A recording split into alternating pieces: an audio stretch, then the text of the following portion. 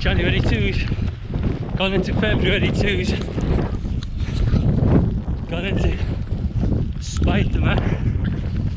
I understand now why Spidey always swings everywhere, because it's so hard to breathe. Unbelievable. And the weather is crap, so Spidey's got to wear his jacket. It's cold. Why am I running in a Spiderman outfit today? Well, this was for the Osborne Trust. It's a small charity that supports families when parents going through cancer treatment.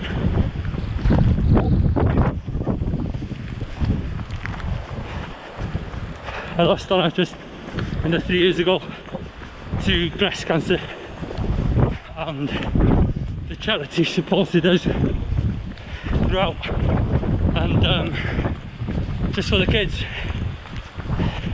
to see them smile and have a bit of normality when times are hard, it's absolutely worth it.